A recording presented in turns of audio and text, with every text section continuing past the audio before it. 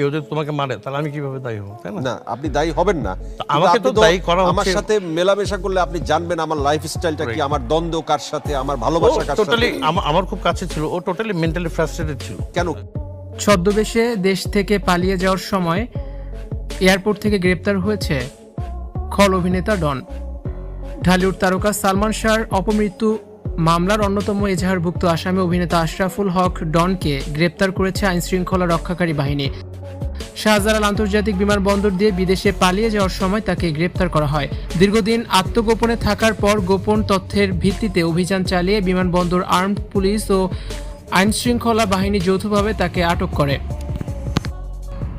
Police সূত্র জানায়, সালমান শাহ হত্যা মামলার পুনর্তদন্ত ও বিচার প্রক্রিয়া জোরদার হওয়ার পর থেকেই ডন প্রায় 1 বছর ধরে গা ঢাকা দিয়েছিলেন। আজ সুযোগ বুঝে ছদ্মবেশে দেশ ছেড়ে পালিয়ে যাওয়ার পরিকল্পনা করছিলেন তিনি। তবে বিমানবন্দরে ইমিগ্রেশন প্রক্রিয়ার সময় তার পরিচয় নিশ্চিত হওয়ার পর তাকে গ্রেপ্তার করা হয়। 1996 সালে জনপ্রিয় চিত্রনায়ক সালমান শাহর রহস্যজনক মৃত্যুর পর থেকে এই মামলাটি আলোচনার কেন্দ্রবিন্দুতে রয়েছে। দীর্ঘ 30 বছর পর এই মামলার অন্যতম অভিযুক্ত ডনকে প্রথমবার সরাসরি গ্রেপ্তার করা হয়েছে।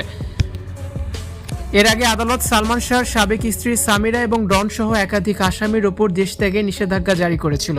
আইনের ঘেরাটোপ ও ফেঁসে যাওয়ার ভয়ে ডন বিদেশে পাড়ি জমানোর ছক কষেছিলেন বলেই ধারণা করা হচ্ছে।